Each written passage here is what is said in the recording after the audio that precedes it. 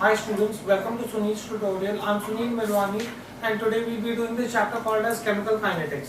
Now we have already seen two factors that affect the collision theory or two of the requirements for a chemical reaction to occur.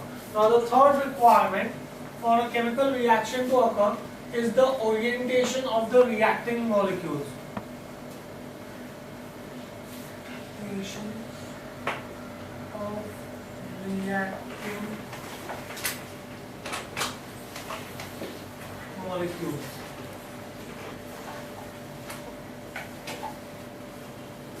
That's the third factor that would determine the rate of reaction. What is the orientation of the reactant molecules? Now, for fruitful collision to take place, we already discussed that the collision should take place with a minimum kinetic energy, which is called as activation energy. Even if the collisions are taking place with an energy which is greater than activation energy, that will not lead to the formation of product. They should not only take place with an energy greater than activation energy, but the reacting molecules should be oriented or aligned in a particular manner. Only then will the collisions be fruitful. Right? So I can say that the requirement for fruitful collision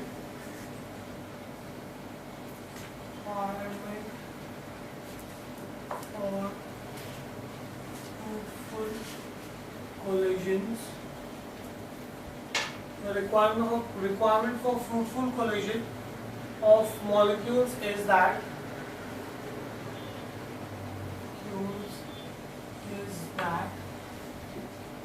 they must collide with sufficient kinetic energy. They must collide with sufficient kinetic energy, right? But this is not sufficient for reaction involving complex molecules, as it involving complex molecules, as these reactions may not occur with molecular collisions with necessary activation energy. Even if the activation energy is present and collision is taking place, even then reaction may not occur. The colliding molecules, in the case of complex molecules, should have a proper orientation, right? I can say that, however, it is not sufficient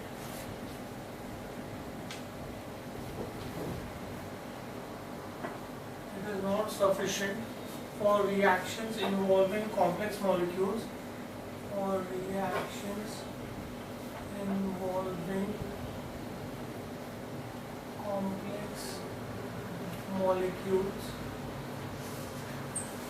However, it is not sufficient for reactions involving complex molecules, as these reactions may not occur,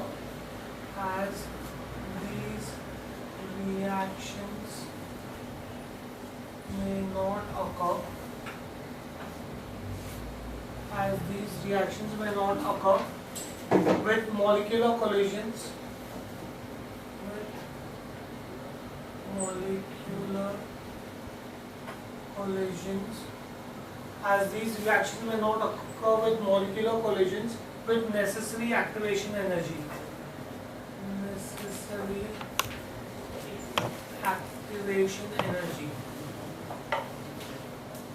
They have necessary activation energy, they are colliding, even then the reaction does not occur. Why?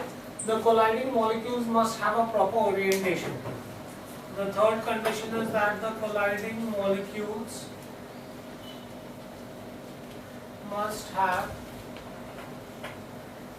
a proper orientation.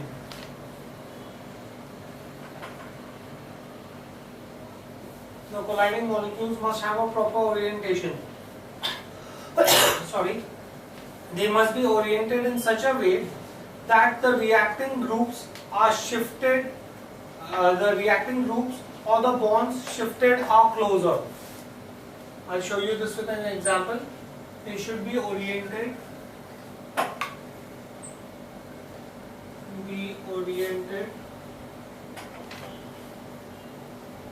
in such a way they should be oriented in such a way that reacting groups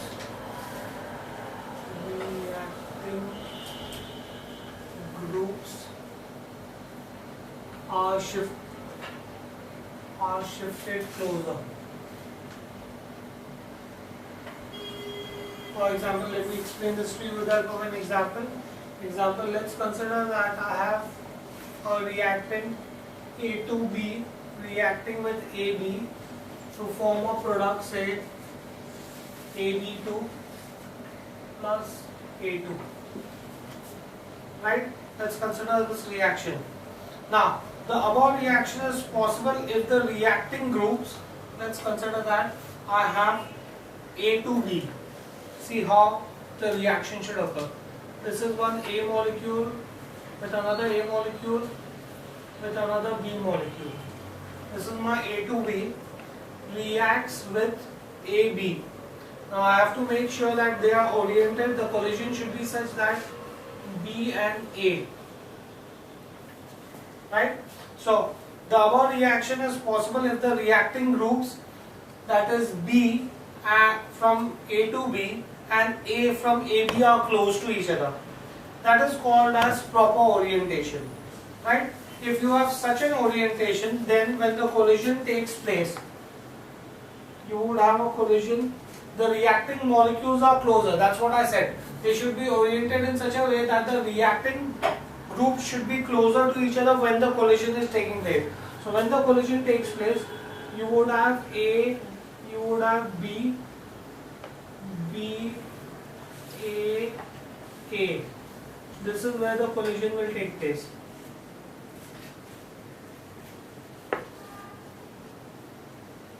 This is the collision that is taking place over here. So when the collision takes place, the reacting groups should be closer, right? Such a molecular collision will lead to the formation of products, right? So due to this collision, you will have a product. Since the reacting groups were closer, this AB will combine with the B to give you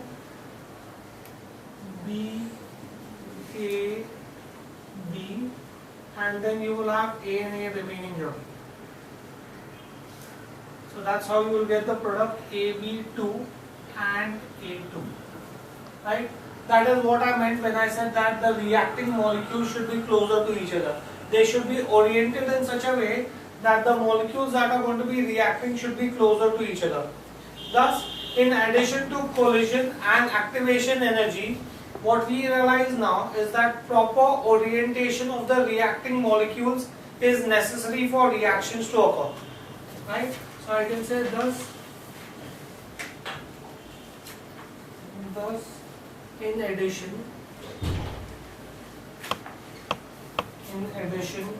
to collision and activation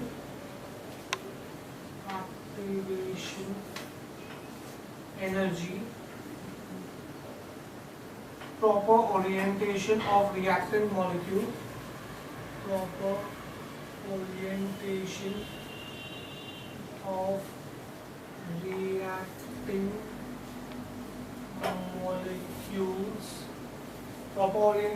reacting molecules is necessary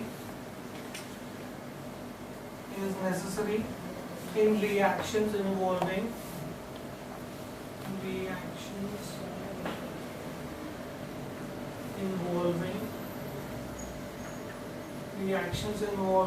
complex molecules.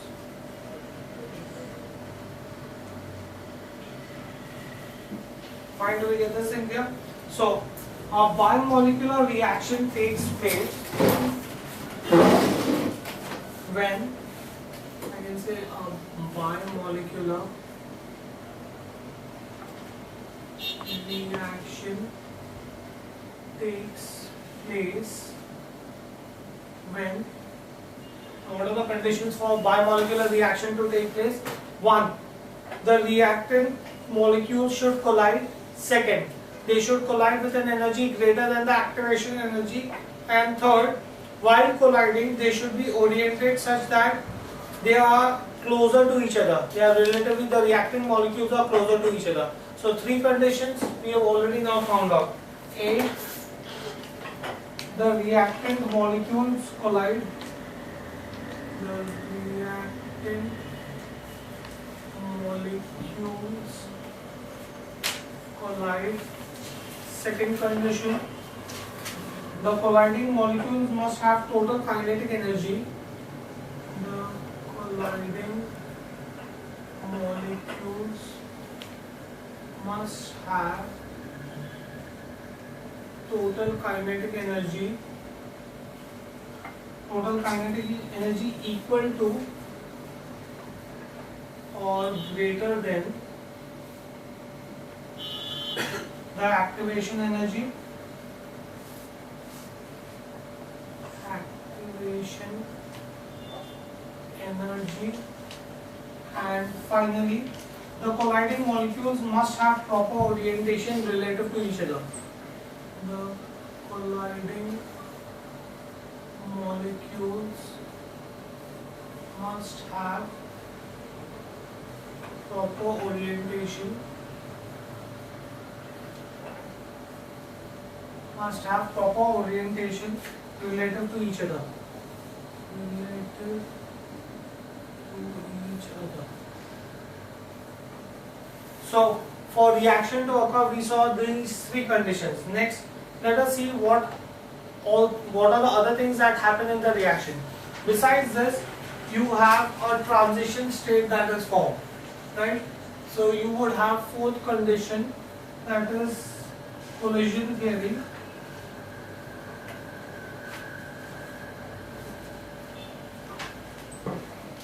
Transition state. Right? Now, let me explain this to you with the help of an example. The next thing that occurs when a reaction is taking place. Let's assume that B reacts with AC. Right? Consider the reaction where B is reacting with AC. In collision, electron distribution about 3 nuclei. There are 3 nuclei here, A, B and C. Change so that the old bond AC breaks, and simultaneously with the simultaneous formation of a bond between A and B. So here you would have simultaneous breaking and simultaneous formation of the bond. So what will happen is that a bond between A and C is broken and the bond between A and B is being formed, right? This is called, these are your reactants. This is your activated complex.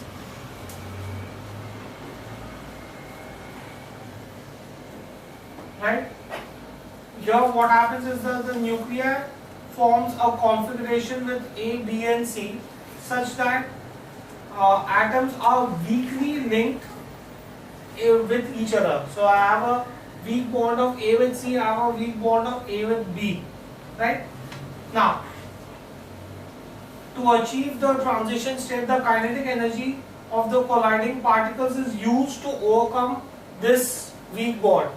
Now, after this, when the collision takes place with an energy greater than the activation energy, that energy will be sufficient to break the bond between A and C. As a result, you will have now only a bond between A and B and C will come out. That is how you will get your product. Right? So you will have collision between 3 nuclei such that the old bond A and C is broken, whereas a new bond B and A is formed. Right? The nuclei initially forms a configuration with or the 3 nuclei form a configuration with each other with a weak link bond. Right? Now how does this weak bond break? To break this weak bond, we use the activation energy. Right? Due to activation energy, you would have collision that would take place, which will cause a repulsion between A and C and attraction between B and A. Right? So do we understand how a transition state takes place? So I can say that in collision, electron distribution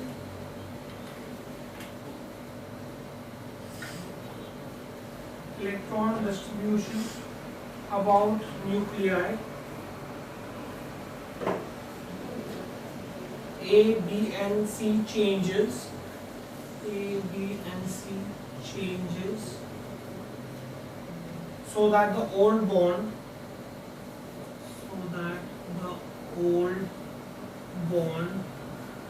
AC breaks, and with simultaneous formation of new bond BA.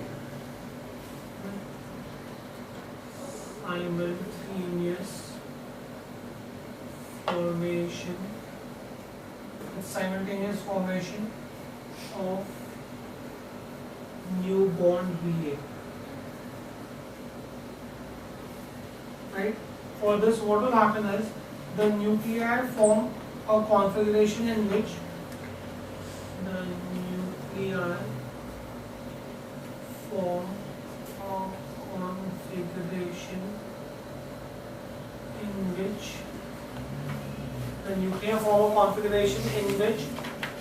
A, B, C atoms are weakly linked together. A, B, C atoms are weakly linked together.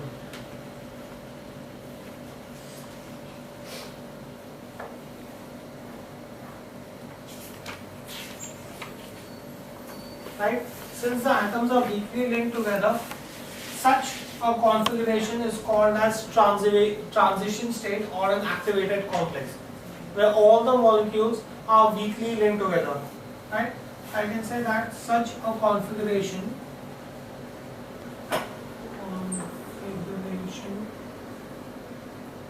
is called transition. Such a configuration is called as transition state. Transition state or activated complex. Fine. Do we get this thing clear? Now, to achieve the transition state, how does this state arise? Right? To achieve the transition state, kinetic energy of the colliding particles is used to overcome the repulsive force between B and AC that has, first of all I can say that to achieve transition state,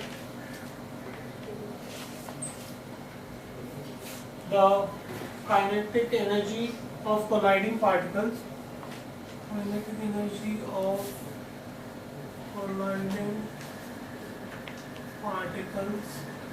is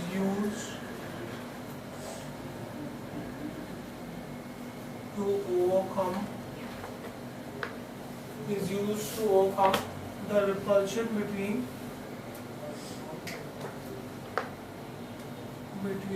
B and AC. Right? The kinetic energy is converted into potential energy in transition state or activated complex.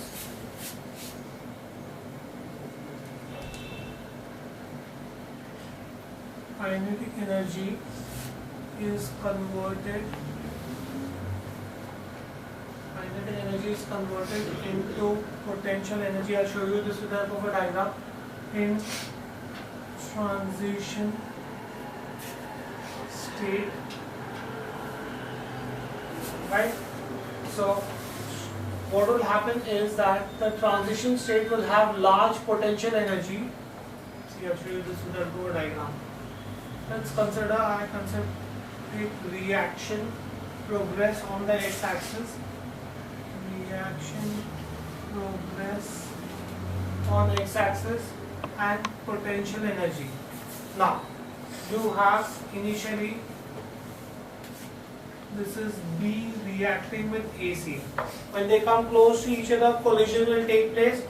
Due to collision, kinetic energy of the colliding particles is going to get converted into potential energy.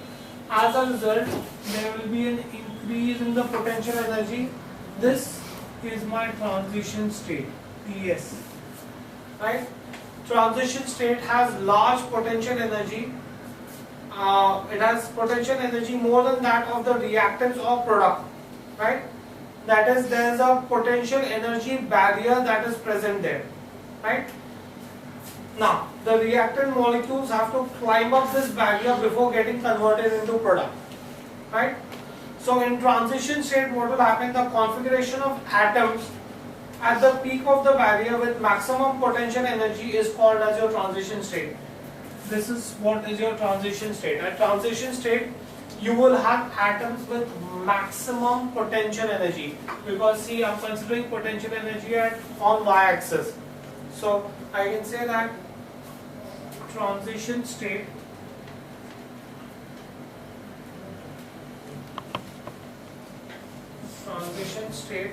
has large potential energy,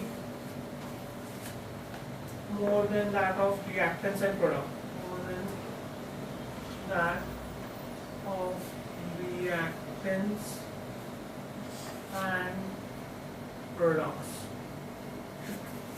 Fine, do we get this in here? Now, the reactants have to acquire potential energy more than this transition state before they get converted into product. The reactant molecules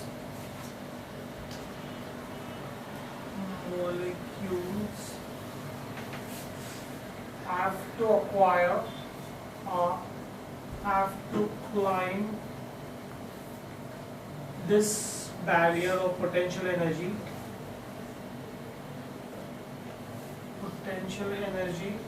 before converting into products, right? Therefore, how would I define transition state? Transition state is a configuration of atoms at the peak of the barrier with maximum potential energy, right? So the point in the reaction where you have maximum potential energy, that is called as transition state, right? Definition, if they ask you to define transition state, I can say that the configuration of atoms at the peak of the barrier,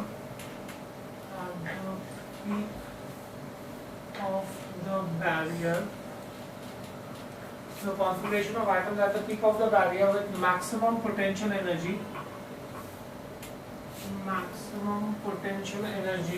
is called transition state. Fine, do we get this in here? Now, the height of the barrier is called as the activation energy, right? See, from here to here, the height of this barrier is called as activation energy. Guys, can you see the diagram? The height of the barrier would be called as the activation energy. The height of the barrier is called activation energy. Fine, do we get this in here? Now, if the energy of the colliding molecules is less than the activation energy, then molecules cannot cross the barrier and no reaction will occur. Since they cannot cross the barrier, they will not get converted from reactant to product. Only when the collision energy is greater than the activation energy, the reactant molecules can climb over the barrier and get converted into product. So the fourth condition required for reaction to take place, three conditions we have already seen. One, they should collide, they should have kinetic greater than the activation energy. Now this is why they need to have energy greater than the activation energy, right? So I can say that if the energy of the colliding molecules, if the energy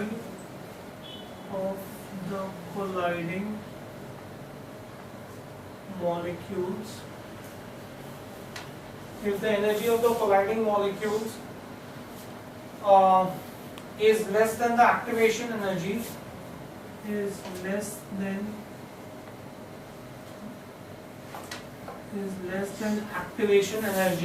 then the reactant molecules cannot cross the barrier. Then the reactant molecules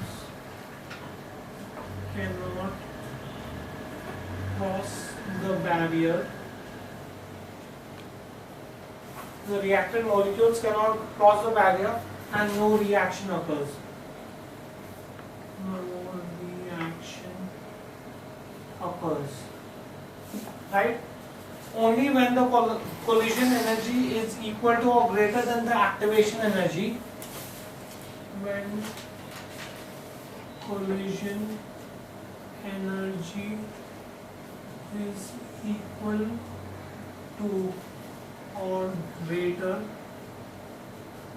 than activation energy, only when the collision energy is greater than or equal to the activation energy, the reactant molecules can climb over the barrier. The reactant molecules can climb.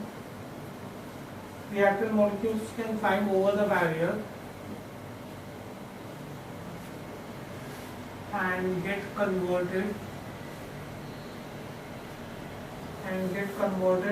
into products. That's the reason why activation energy becomes a very important characteristics of reacting molecules. There will be very few colliding molecules that will have energy greater than activation energy, right? There are very few collisions with energy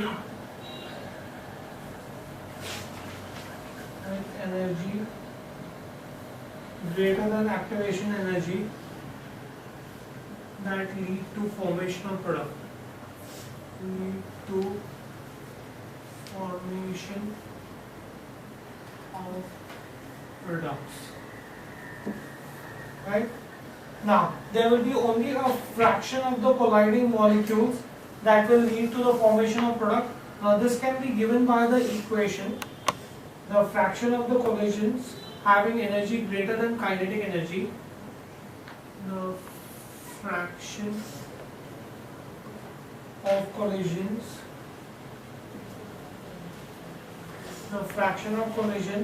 having energy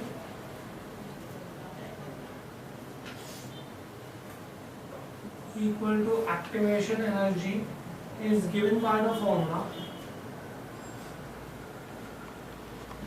F is equal to E raised to minus E8 RT. That's the formula for the fraction of the molecules that will have energy greater than the activation energy. So the number of successful collisions is reduced further by the orientation. First of all, when collision takes place, all of them will not have activation energy.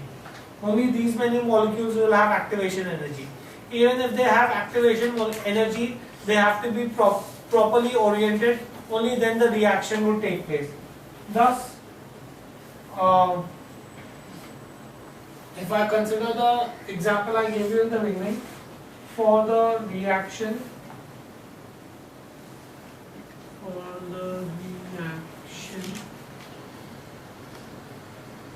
collision rate will be equal to Z time concentration of B into concentration of AC. Remember the example I gave you in the beginning, where you have B reacting with AC, right? Where Z is the collision frequency.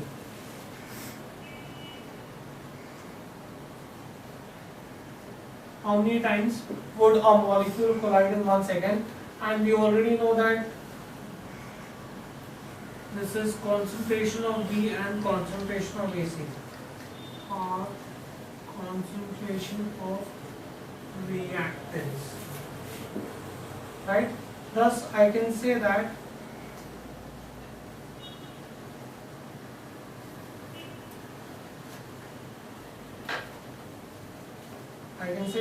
the reaction rate will therefore be given by the formula PF collision rate. meaning P into F into collision rate, right? Now that will be P into F into collision rate. Collision rate we just found out as Z into concentration of B into concentration of AC. So it will be P into F into Z into concentration of B into concentration of AC. What does P stands for? P is the fraction of the collisions with proper orientation, where P is the fraction of the collisions with proper orientation.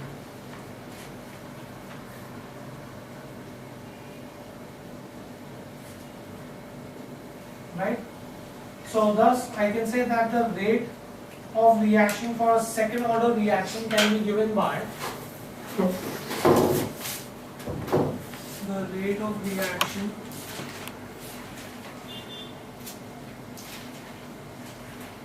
for second order.